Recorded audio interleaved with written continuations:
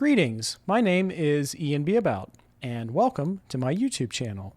So last week, I posted an update on the next Opeth album entitled The Last Will and Testament. This album, which is their 14th studio album, is a return of sorts to the band's classic death metal sound. However, this is of course a mixture of the growling vocals with the clean vocals, which is something I like. What I wanted to talk about was some of the strengths of this single and the Atmos mix in particular. Right from the start, you can kind of hear this tension, and I like this because within the first few seconds of this song, you can tell it's Opeth. It has that signature, and it kind of doesn't matter what era of the band we're in.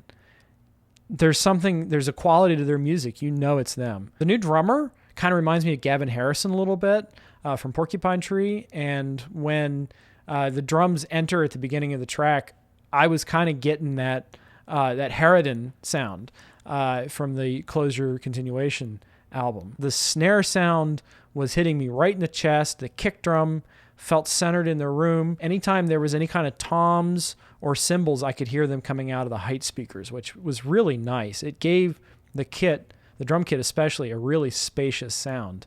Bass sounds good, again, centered. Maybe a little bit less punchy than I'd like, and that extends to the guitars. The guitars seem a little bit low in the mix, at least for my taste. However, I do really like the guitar sounds on this album, and I like the mixture of kind of meaty, hefty chordal playing, which is often at the front of the room, with a lot of those cool lead overdubs coming from the back of the room. I thought that was really neat. There was also a lot of cool vocal effects. The vocals mostly being in the center, but at the beginning of the song, when the clean vocals are kind of winding up, I swear they sounded like they were coming from the back of the room and traveling forward, which I really liked.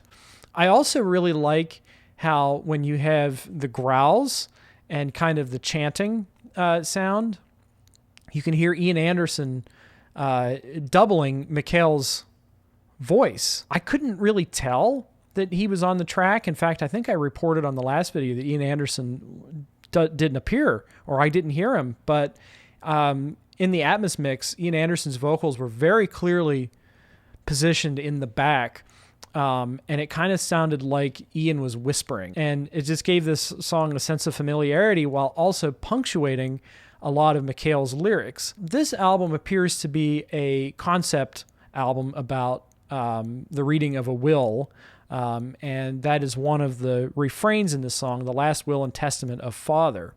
And I like how this is delivered with that guttural sound, because it seems so much more immediate. The clean vocals sound is fantastic as usual.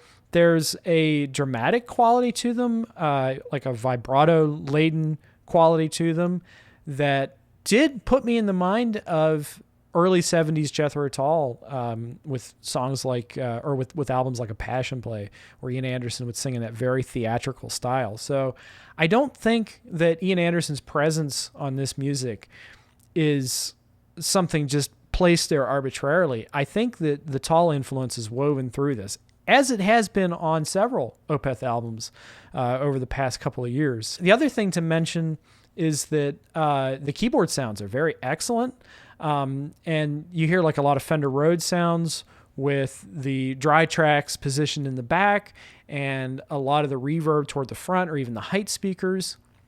I really like the atmosphere that is created with all these instruments and all these sounds kind of working together. I also like the little bits of orchestral material that kind of pop in here and there. There's one moment in the middle of the song where things wind down and you just hear either mellotron or maybe it's some kind of flute that's been sampled and layered, but it's very discordant and adds to this feeling of unease. It's not the same, but it kind of reminds me of a song that my band did called Palace of Blood, which has a similar moment where it's really heavy and then everything pares down. And the orchestral coda that happens on the track that's not in the radio edit but is in the album version kind of sets the tone for this album to be something really interesting. Because I was talking about how the tension between the clean vocals and the growling vocals to me is one of the signatures of Opeth's music, but I don't know if they've ever used orchestra before. I know they did a live album with orchestra that I haven't heard yet, but I think that this will further diversify their sound. There's a lot to like here. It's really a shame that we have to wait until October to hear the rest of it, because I want to hear the rest of it now. I can't wait to hear where this is going next. It seems like it's the beginning of an extended song, an extended conceptual song at that. And I think that's something that I'm going to be really enjoying. All right, so that's it for me for today. Don't forget that if you enjoyed this, please like the video and subscribe to the channel, because I do hope to review this album when it's released, even though it comes out in a month or two. I hope to still be able to review it. And also, feel free to comment on the video. Let me know what your impressions are of the song. Let me know how the Atmos mix hit you if you had a chance to listen to it, or if you're able to, if you're Atmos capable and you're able to listen to it. Please let me know what you think.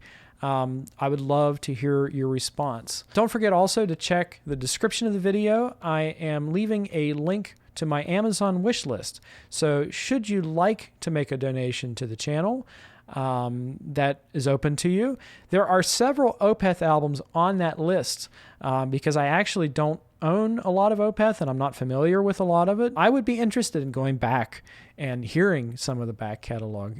If you are able to, I would greatly appreciate that, and it would certainly inform what I have to say. All right, that's it for me for today, but you will be hearing from me very soon. Bye-bye.